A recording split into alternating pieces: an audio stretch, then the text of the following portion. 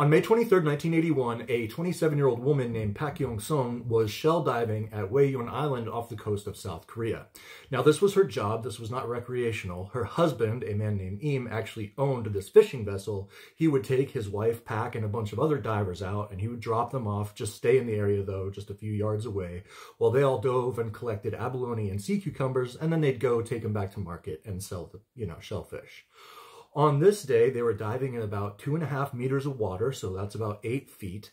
And at about 12:30, a 31-year-old woman named Han heard a thrashing and screaming right next to her. And she looks over just a few meters away. There's Pak on the surface, and she's screaming. And this huge 6 to 7 meter long, which is some 19.5 to 23 foot long great white shark, so absolutely massive. Its whole back is sticking out of the water. Its dorsal fin is sticking up 2 or 3 feet. It's ramming into Pak repeatedly. And Pak again is screaming. Han, she starts screaming. Everybody now starts screaming and panicking because the shark is so huge that the mass of its body won't even allow it to submerge all the way, or maybe just barely. But I mean, its whole back is out of the water, so everybody can see what's going on. Han, she's screaming over at Pak's husband, who's still on the boat, to come get them.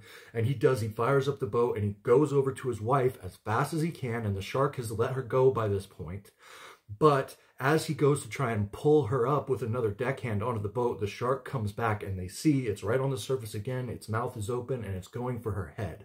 Pak, she's able to push off the boat so that the shark misses her head, and its teeth just scrape against her head and it rips off her dive hoodie that she's wearing.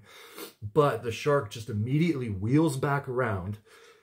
Her husband, Im, he's got this big metal hook, like a steel hook, or a gaff, and he jams it into this shark's back as it comes back for his wife again. But this does absolutely nothing to deter the shark. It sticks in the shark's back, and then the shark just rips it out of his hands with the hook still stuck in the shark. And the shark wheels around again, it comes in again, and it grabs Pak around the waist. And it just drags her under the boat. And her husband is right there, just feet away, like a meter away, watching this happen. This hook sticking out of its back. He watches. He can clearly see his wife being dragged under the boat.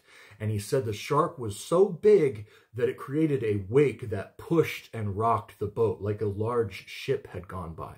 But they watch as it swims with her in its mouth under the boat and just swims away. They searched for her body. They knew she had not made it, but authorities would go out and search the next day as well. They never found anything. It's assumed because of the size of the shark and it clearly wanted her that it consumed her whole.